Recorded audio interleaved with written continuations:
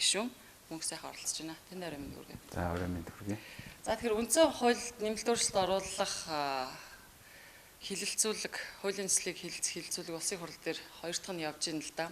Гэхдээ процесс нь нэлээд удаашралтай төлөвлөснөөс цаг нэлээд алдаж байх шиг ийм байдал бол анзаарэгдэж байна.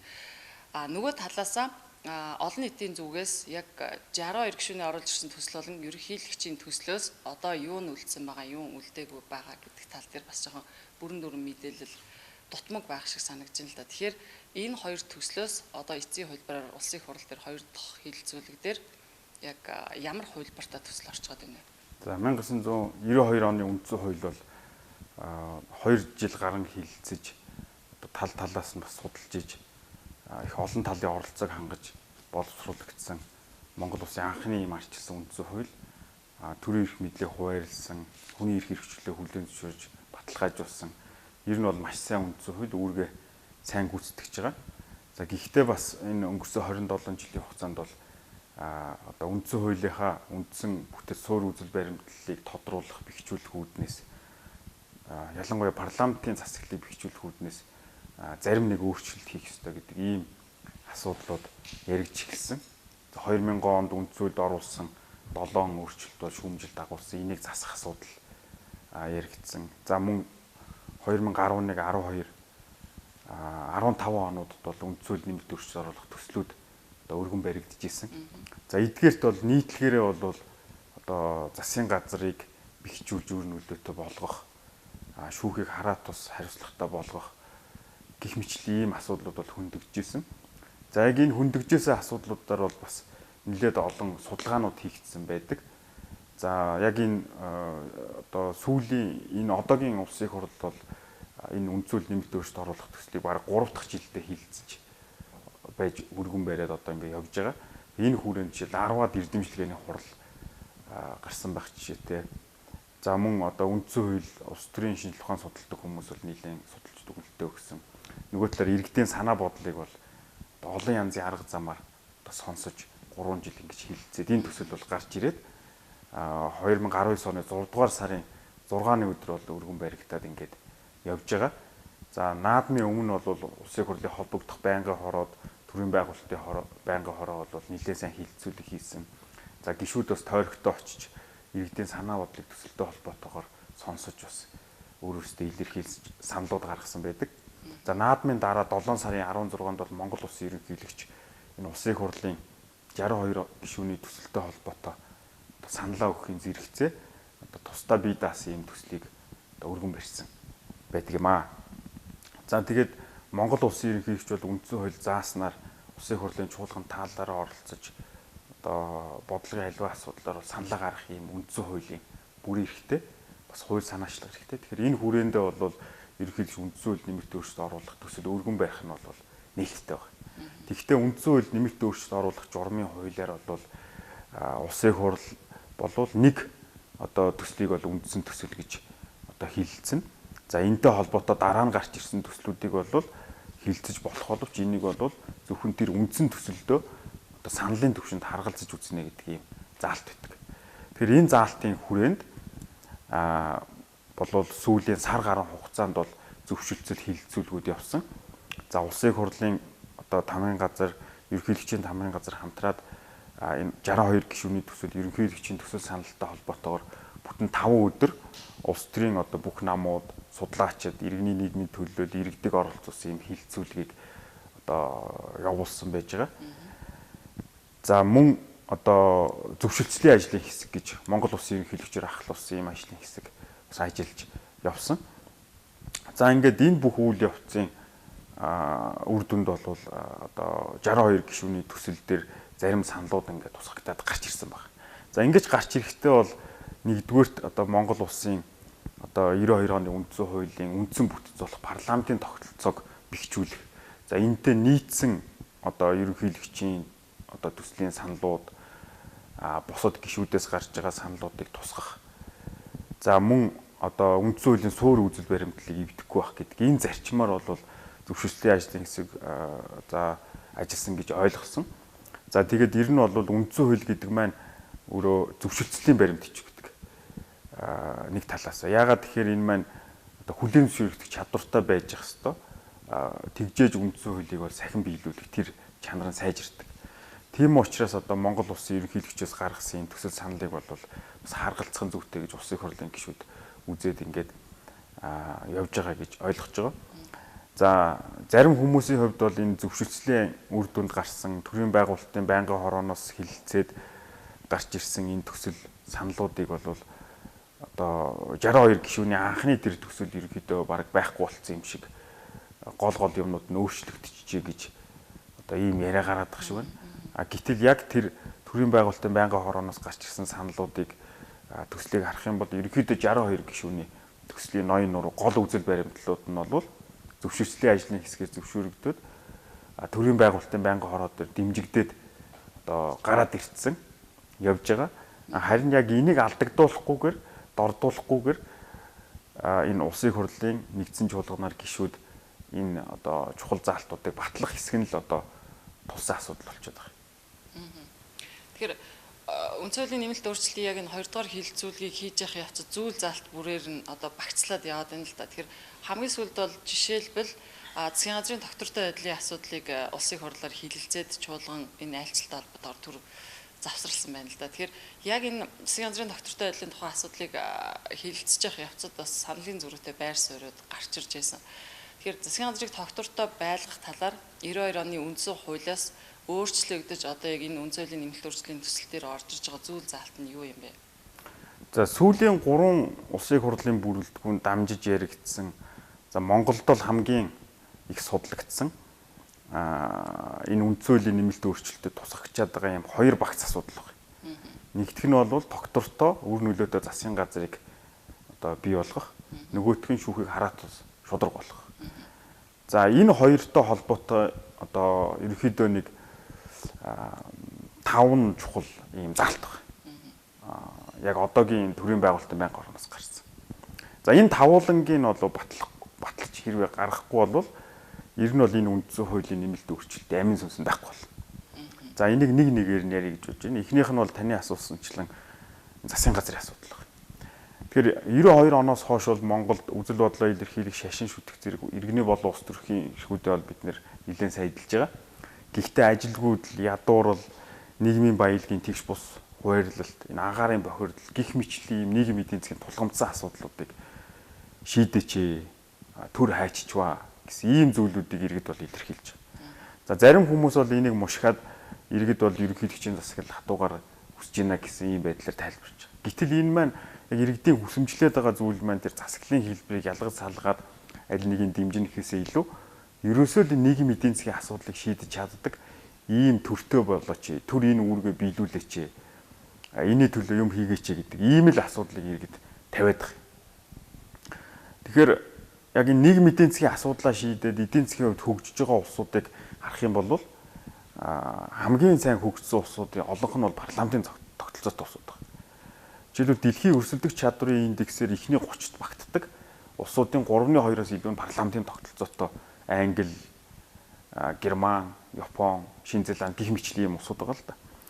Тэгэхээр одоо сүүлийн 3 улсын хурал дамжиж юу яригдсан бэ гэхээр ерөөсөө энэ парламентын тогтолцоон дотроо гүйцэтгэх эрх мэдлийг бэхжүүлэх замаар саяын одоо бодлогын асуудлууд шийдвэрлэгддэг болох нь чухал юм а гэж одоо яригдсан.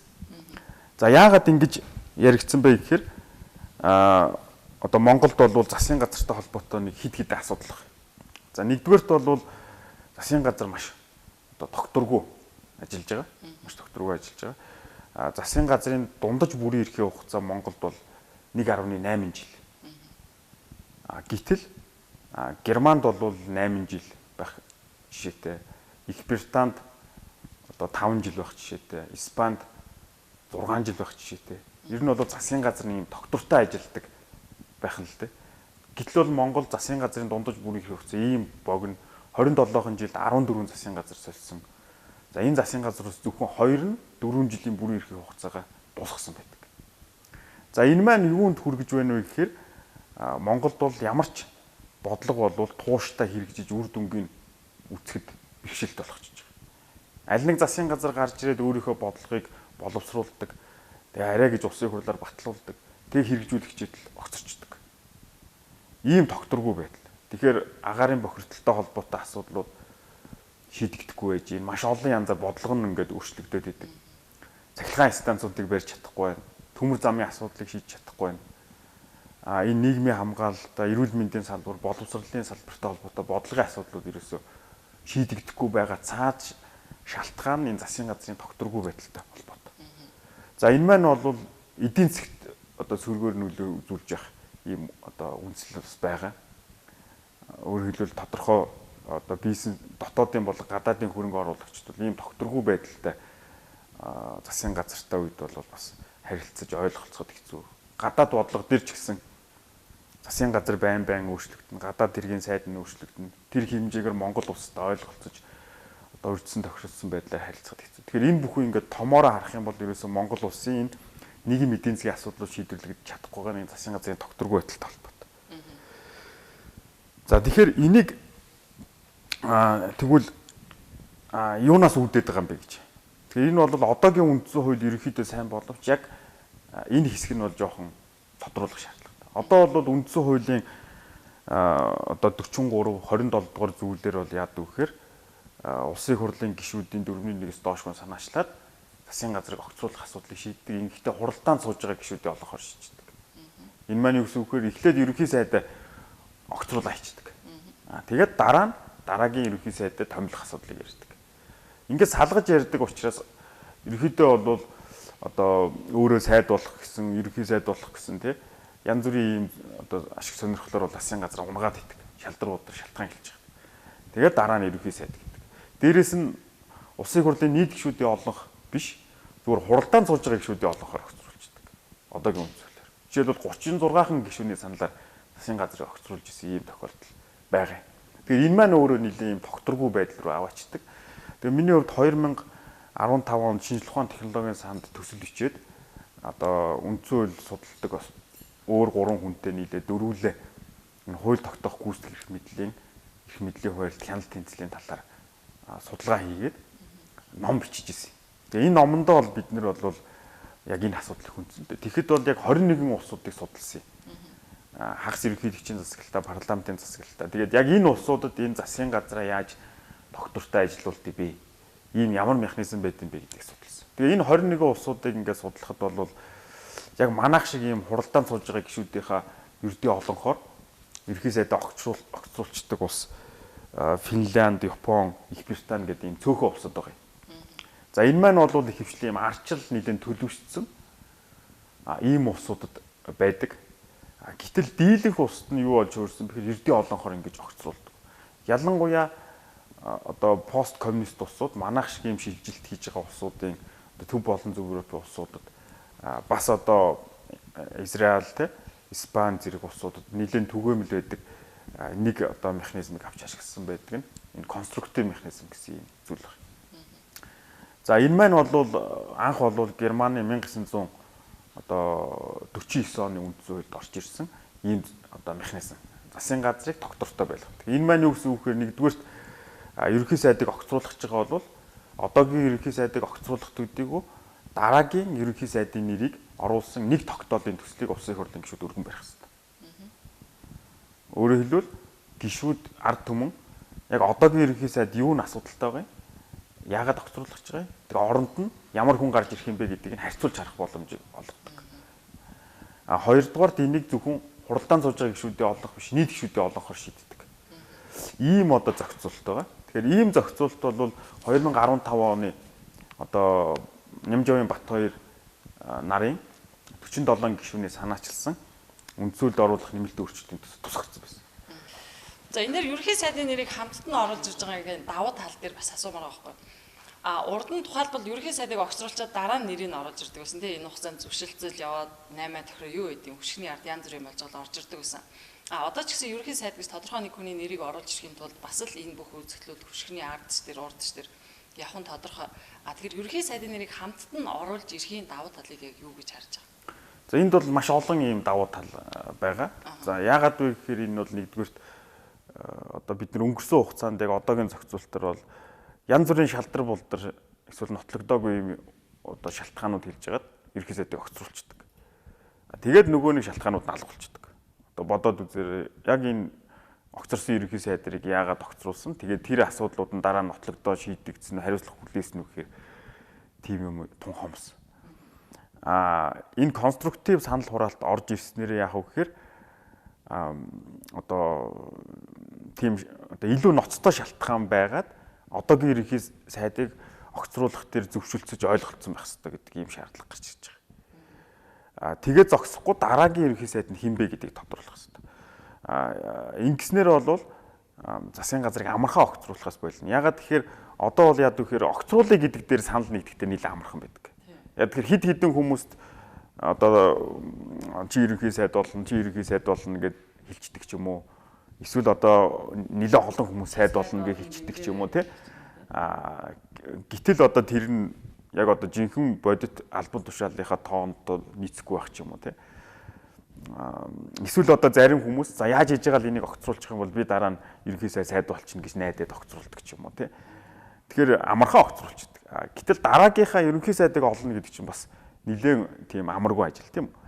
Тэгэхээр энэ дээр бол нэгдүгээрт одоогийн ерөнхий сайд юусоо болохгүй байна гэдэг маш ноцтой шалтгаан байх хэвээр. Тэрэн дээр санал нэгдээд огцруулах тэр одоо улсын хурлын нийтшүүдийн олонх буюу 39-с дээш нэгдсэн байх хэвээр. Дээрээс нь дахиад дараагийнх нь хэн бэ гэдэг дээр бас санал нэгдсэн байх хэвээр. Ингийн тулд яах вэ гэхээр одоогийнхоос мэдээж илүү дээр байх хэвээр. Илүү хүлээж зөвшөөрөгдсөн байх хэвээр. Одоогийнхоос илүү сайн ажиллаж тэр парламентын олонхын дэвшүүлсэн мөрийн хөтөлбөрийн бодлогыг хэрэгжүүлнэ гэсэн итгэл хүлээж авах юм байх хэвээр байхгүй. Тэгэхээр энэ хоёрыг зэрэг хангана гэдэг бол одоо нэлээд ноцтой тохиолдолд, зайлшгүй тохиолдолд огцруулах юм байна. Тэгэхээр энэ бол харьцуулсан судалгаагаар бол засгийн газрын нэлээд тогтвортой ажиллах энэ нөхцөлийг нь хангадаг. Нөгөө талаасаа бас хариуцлага алдах юм бол одоо хариуцлага тооцох, огцруулах тэр боломж нь нээлттэй байдгаараа давуу талтай. За нөгөө талаас юу вэ гэхээр одоогийн зохицуултын сул тал нь юу гэхээр ерөнхий сайдыг огцруулчаад дараагийнхаа томилохгүй олон 7 хоног заримдаа бүр 6 сар болсон юм тохиолдож байж байгаа шүү дээ Монголд. Өөрөлд үүр гүйцэтгэж ерөнхий сайдтай яваад байдаг. Огцруулаа хийждэг. Тэгвэл энэ одоогийн конструктив механизм орж ирж байгаараа яаж байгаа юм бэ гэхээр одоогийн ерөнхий сайдыг дараагийнхаар нь солино үгүй гэдгийг шийд. Сольчих юм бол шууд шинэ ерөнхий сайдын томилогдсон. Шийдрээ илүү хариуцлагатай. Тэгэхээр ерөнхий сайдын үүр гүйцэтгэгч гэдэг ийм одоо төр зуурын хоёрын хооронд ийм одоо ажил байхгүй бол өөрөөр хэлбэл засгийн газар тасралтгүй ажиллан залгам чанараа хангагдана. Тэгээд иргэдийн хувьд бол ил тодор ингэж хилцэгдээ шийдэгдээд явна гэдэг. Тэгэхээр энэ бол энэ одоо засгийн газрыг хариуцлагатай болгох тий үр нөлөөтэй болгох нэг чухал ийм амин сүнс болсон. Дараагийн нэг түрүүн та ярьлаа шүү дээ. Тухайн чуулганы хуралдаанд оролцож байгаа гишүүдийн ердийн олонхоор асуудлыг шийдээд явдаг гэж. Энэ одоогийн орж ирж байгаа төсөл дээр энэ яаж өөрчлөгдөж байгаа яг энэ зал. За миний түрүүн хийсэн судалгаанд дурдсан одоо арчил төлөвлөсөн болон шилжилт хийж байгаа одоо харьцангуй сайн шилжилт хийж байгаа арчилсан улсуудад бол парламентын тогтцоотой улсуудад дийлэнхт нь ерөнхий сайдаа огцруулах томилох асуудлыг зүгээр хуралдаан сууж байгаа гишүүдийн олонх биш нийт гишүүдийн олонхоор шийддэг. За энэ маань бол нэлээд одоо тогтвортой засгийн газрыг бий болгох хүлээн зөвшөөрөгдсөн ийм засгийн газрыг бий болгох ийм одоо зорилготой. Тэгээд 62 гишүүний төсөлд бол энэ нь одоо тусгагдсан явж байгаа. Дараагийн нэг асуудал ерөнхий сайдд хэд ирэх мэдлийг олох гэж байна гэж шүүмжлээд байгаа шүү дээ. Энэ үзүүлэлт нэмэлт өөрчлөлтөөр. Тэгэхээр ерөнхий сайд өөрөө засгийн газрын сайднараа томилдог байна. Улсын хурал болон ерөнхийлөгчид үнийг танилцуулна гэдэг заалт байж байгаа шүү дээ. Тэгэхээр энэ заалт одоо яг энэ төрийн байгуулалтын байнгын орноос дэмжигдээд 2 дугаар хилцүүлэлт дээр орж ирж байгаа хэлбэр нь энэ хэвээр байгаа юу? За яг энэ хэвээр байгаа. Гэхдээ бол өнгөрсөн 5 дахь өдрийн одоо улсын хурлын нэгдсэн чуулган дээр одоо улсын хурлын гишүүн мөнх оргил бол одоо энэ заалтад бол өөр хэлбэл ерөнхий сайд танхимаа бүрдүүлэх одоо зохицуулалтад нэлээд шүүмжлэлтэй хандаж одоо эсрэг байр суурь илэрхийлсэн.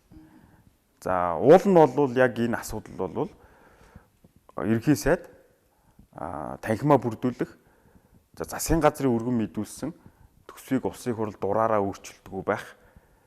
Энэ хоёр зүйл бол түрүүн хэлсэн засгийн газрыг тогтвортой байлгах зохицуулалтаа гуруулаа бол Монголд одоо сүүлийн 2-3 парламент дамжиж яригдсан энэ талаар бол 5-6 ном бичигдсэн маш их судлагдсан юм сэдвэлтэй.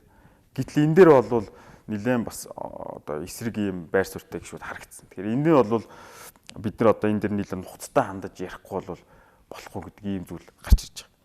Тэгэхээр одоо бол Монгол улсад засгийн газар тогтвортой байгаа зогсохгүй амархан огцорчдөг байхаас гадна ерөнхий сайд яг одоо ажлаа хариуцаад хийх ийм одоо боломж болцоо байдгүй.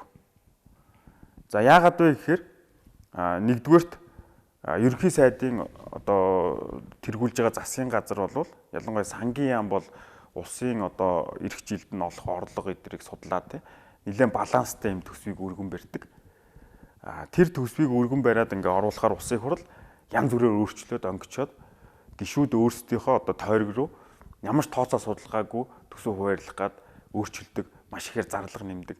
Тэгээ энийг одоо хязгаарлалт үндсүүл байдаг. За нөгөө талаар ерөнхий сайд бол одоо өөрийнхөө кабинетийн гишүүд хэн байх вэ гэдгийг шийдэж чаддаг. Монгол улсад засгийн газрын гишүүнийг томилохын тулд ерөнхий сайд нэг нэгээр нь улсын хурал руу оруулж олонхын дэмжлэг авахулах ёстой. Огцруулахын тулд дахиад нэг нэгээр нь улсын хурал руу оруулах ёстой.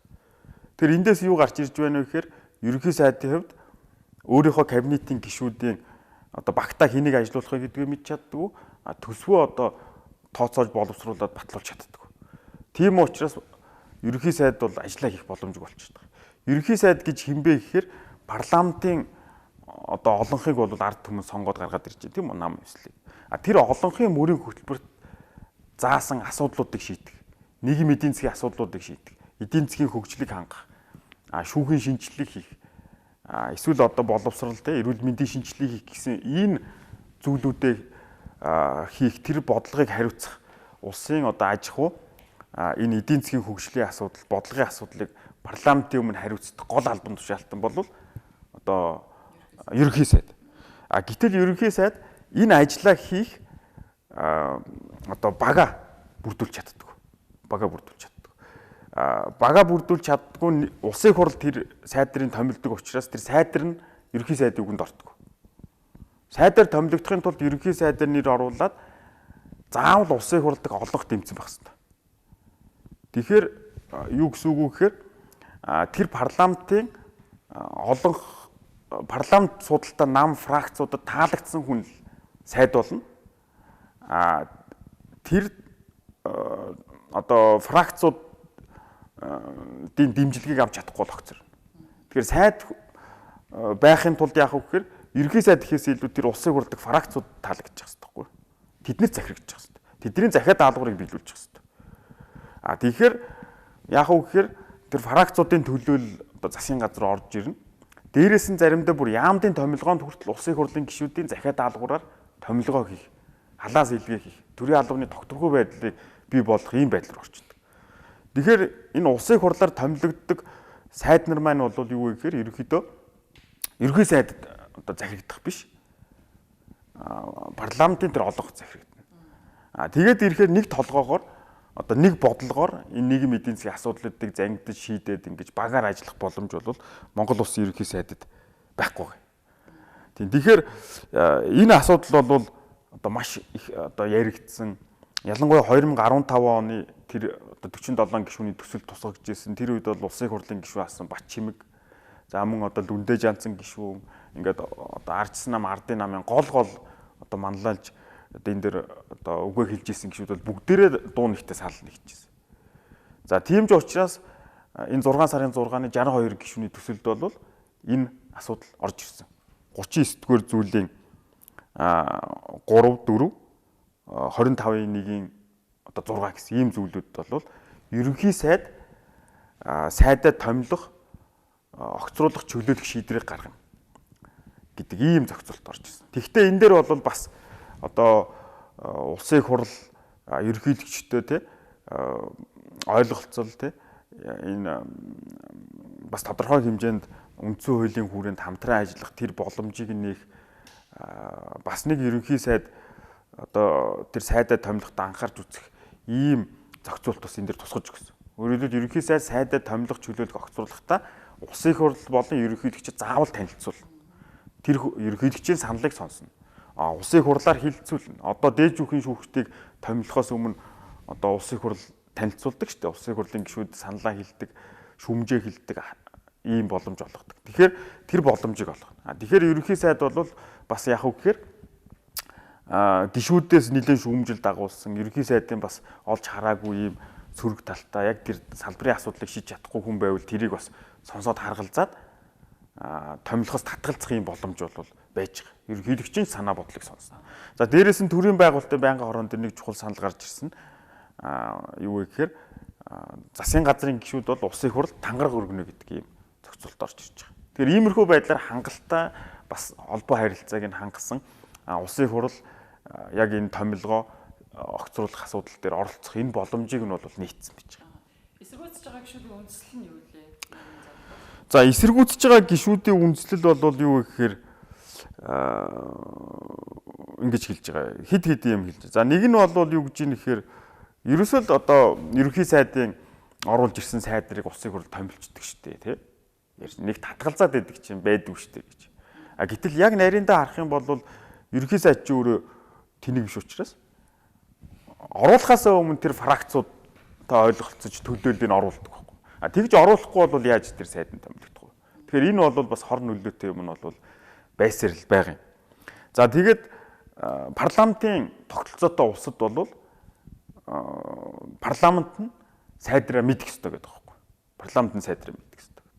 За энэ бол одоо ор үндэсгүй ийм зүйл хэлж байгаа юм л да. Яагаад гэхээр одоо миний хувьд бол одоо багаараа ажил одоо судалгаа хийх хэвлүүлсэн тэр номоор судалсан 21 улс гэж байна. За энэ дээр арчил төлөвлөсөн Англи, Япон, Герман гэх мэтлэн улсууд байна. За мөн Эстон, Унгар гэх мэтлэн бас харьцангуй сайн шилжилт хийгээд ингэ явж байгаа ийм одоо парламентын хагас ерөнхийлөгчийн цагталтаа улсууд гэж. Эдгээрийг харах юм бол дийлэнхт нь англич тэр, германч тэр, эстондч тэр ерөнхий сайд нь сайдраа томилох шийдвэрийг гаргадаг. Ерөнхий сайд нь сайдраа томилох шийдвэр гаргадаг. Энд чинь өөрөө парламентын засаглалын мөн чанар байхгүй.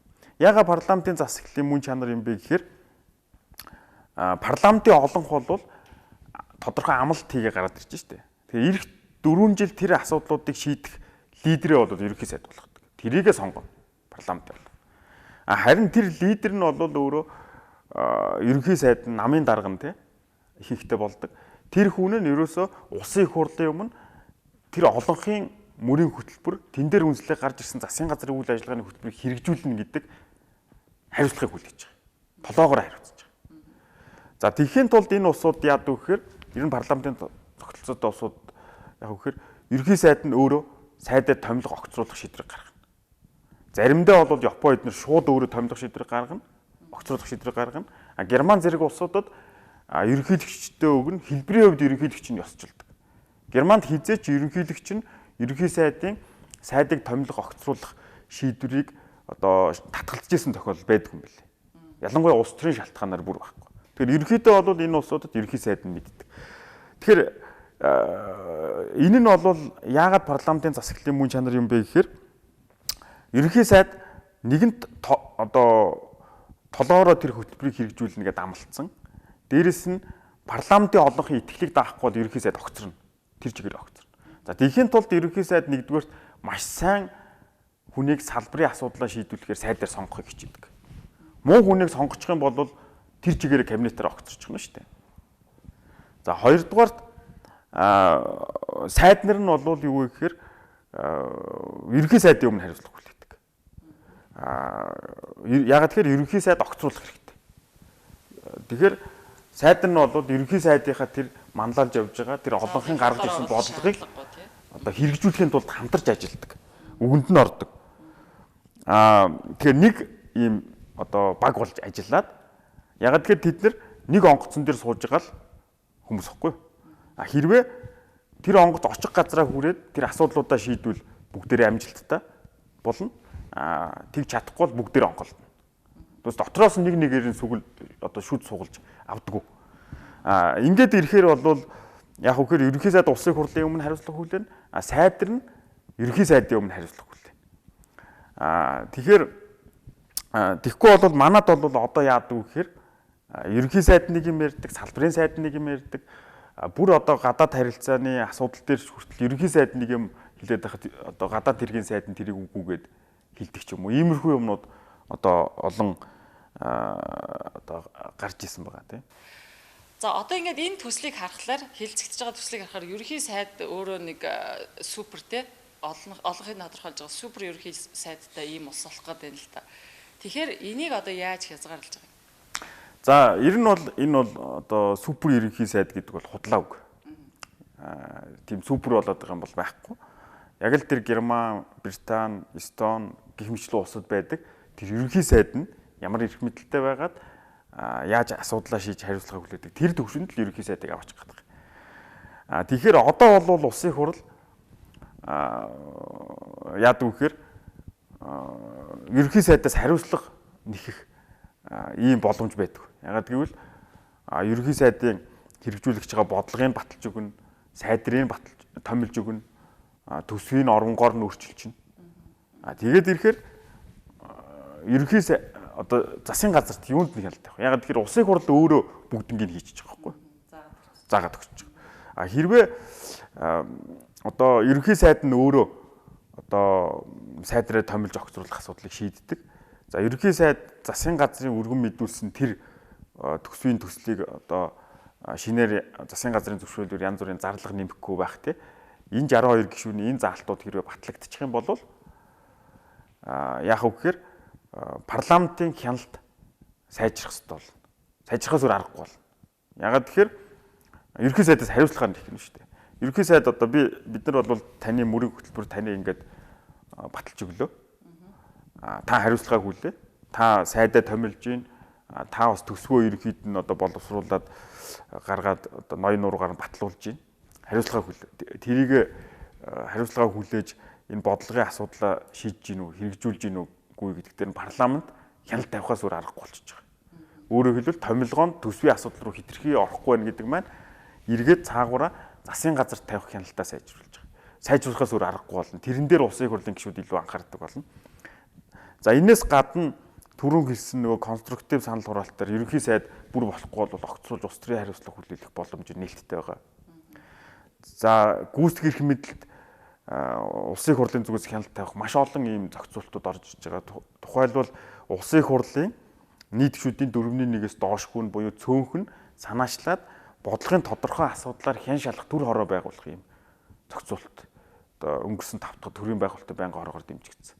Герман зэрэг одоо 80 орчим улсуудын парламент хэрэгжүүлдэг энэ гүйцэтгэх эрх мэдэлд хяналт тавих маш чухал юм механизмыг бол хүлээн зөвшөөрч өөрөөр цөөнхийн санаачлагаар энэ хян шалах төр хороог байгуулад тодорхой асуудал одоо гүйцэтгэх эрх мэдэл дээр юу болж ийн гэдгээр бодиттой мэдээлэл аваад тэрүүгээрээ дүгэлт гаргаж хяналт тавьдаг ийм механизм гарч иж байгаа. Ингэснээр бол яг парламентын засаглалтаа усад байдаг олонхон шийдвэрээ гаргана, цөөхөн хяналт тавина гэдэг тэр зарчим үйлчлэнэ.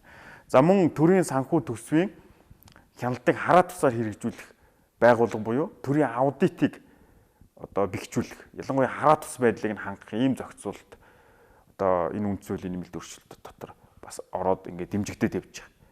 Өнөөдөр бол төрийн аудит, улсын ерөнхий аудитор бол томилгоо нь маш улс төрийн одоо ялангуяа парламент олон улс ирэх барьж байгаа олонхын хамааралтай улс төрчсөн юм томилгоор хийгддэг. Эдийн засгийн хувьд бас бие даагаад ажиллах тэр нөөц бололцоо нь хязгаарлагдмал. Тэгэхээр энийг шийдээд ирэхээр ерөнхийдөө гүйцэтгэх эрх мэдлийн тэр төсвийн гүйцэтгэл одоо санхүүгийн асуудалд бол хараа тусаар хяналт тавих юм механизмууд гарч ирж байгаа. Гэх мэтлийн ийм олон одоо зохицуултууд бол цогцороо явж байгаа. Тэгэхээр эдгээр нь бас дэмжигдээд ирэх юм бол эргээд нөгөө гүйцэтгэх эрх мэдлийг бэхжүүлж нийгмийн эдийн засгийн асуудлыг шийдэх боломжийг нь олохын зэрэгцээр тэрэн тавих хяналтыг нь сайжруулах гэж байгаа.